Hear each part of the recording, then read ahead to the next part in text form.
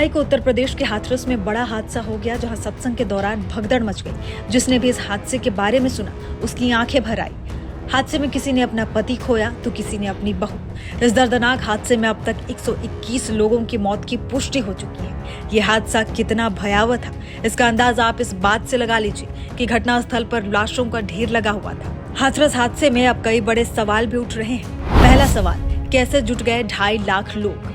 फुलरई गांव के जिस खुले मैदान में सत्संग हो रहा था, वो 150 बीघा का खेत है। सत्संग में सिर्फ 80,000 लोगों के जुटने की परमिशन थी, लेकिन भीड़ करीब 2.5 लाख की थी, यानी अनुमति से 3 गुना ज्यादा। प्रशासन का दावा है कि कार्यक्रम में करीब 80,000 की भीड़ आने की परमिशन ली गई थी। सत्संग के लिए आयोजन समिति के प्रभारी देव प्रकाश मधुकर ने स्थानीय एसडीएम से अनुमति ली थी। सत्संग में यूपी, राजस्थान और हरियाणा से भारी संख्या में लोग पहुंचे थे। लोगों ने बताया कि घटनास्थल पर भीड़ के मुकाबले सिर्फ गिनती के पुलिसकर्मी मौजूद थे, और वो भी ट्रैफिक व्यवस्था में लगे थे। अब ऐसे में सवाल उठता है कि जब परमिशन ही नहीं थी तो सत्संग में इतनी ज्यादा भीड़ कैसे जुट गई, और अगर भीड़ जुट भी गई तो मौके पर मौजूद पुलिसकर्मियों ने समय रहते सावधानी क्यों नहीं बरती?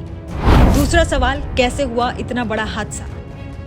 जानकारी के मुताबिक जब दोपहर बाद सत्संग खत्म हुआ तो लोग बाबा के पैर छूने लगे। लोगों की भारी भीड़ चरण व्रज पाने के लिए टूट पड़ी और इसी में भगदड़ मच गई। कोई खेत किनारे दलदल में गिरा तो कोई बारिश से लबालब भरे गहरे गड्ढे में समा गया। बता दें कि हाथरस के एसडीएम ने जिलाधिकारी को इस मामले की रिपोर्ट सौंपी है। इस रिपोर्ट में एसडीएम ने बाबा के चेलों को धक्का मुक्की करने का दोषी बताया है। एसडीएम ने कहा कि वो खुद कार्यक्रम स्थल पर मौजूद थे। भीड़ 2 लाख से ज्यादा थी। इसी बीच कार्यक्रम खत्म होने के बाद जब बाबा का काफिला निकला, तब भीड़ उनके चरण व्रज लेने के लिए आगे बढ़ने लगी। बाबा के सेवादार लोगों को रोकने के लिए धक्का मुक्की करने लगे, और इसका नतीजा ये हुआ कि कुछ लोग गिर गए और अफरा तफरी मच गई।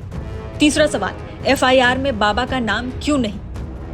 घटना की जो एफआईआर सामने आई है, वो प्रशासन पर सवाल खड़े करने वाली है। दरअसल पुलिस ने मामले में मुख्य सेवादार देव प्रकाश और अज्ञात लोगों के खिलाफ जो एफआईआर दर्ज की है, उसमें सत्संग करने वाले भोले बाबा का नाम शामिल नहीं है। अधिकारियों के मुताबिक सत्संग के आयोजन के लिए अनुमति ली गई थी, लेकिन पुलिस से 80,000 श्रद्धालुओं के शामिल होने की बात कही गई थी। इसी के हिसाब से कार्यक्रम स्थल पर प्रशासन ने इंतजाम किए थे, लेकिन सत्संग में 2.5 लाख से अधिक श्रद्धालु पहुंच गए थे। चौथा सवाल, बाबा के सेवादारों ने मदद क्यों नहीं की?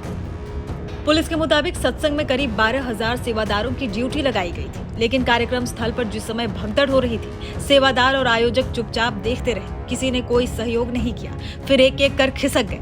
पुलिस ने ही घायलों को अस्पताल पहुंचाया। इस हादसे पर पीएम मोदी और सीएम योगी ने भी दुख जताया है। सीएम योगी ने हादसे की जांच के आदेश दिए हैं। इसके लिए वरिष्ठ अधिकारियों की एक टीम का गठन भी किया गया है। इस टीम में डीआईजी रैंक के अधिकारी शामिल हैं। पांचवा सवाल, क्या मामले की जांच हो रही है? हाथरस में जहां ये मौत का तांडव हुआ, वहां अभी भी रेस्क्यू का काम जारी है। हादसे के बाद मुख्यमंत्री योगी आदित्यनाथ ने जांच कमेटी गठित की है और 24 घंटे में जांच रिपोर्ट तलब की है। हादसे के बाद सीएम योगी पीड़ितों से मिलने पहुंचे हैं। अस्पताल पहुंचे यूपी सीएम हाथरस हादसे में घायल लोगों का हालचाल जान रहे हैं, जहां यूपी सीएम ने घायलों के परिजनों से भी बात की। इसके बाद योगी जी ने घटनास्थल का दौरा भी किया। इससे पहले योगी आदित्यनाथ ने हाथरस पुलिस लाइन में हालात का जायजा लिया था।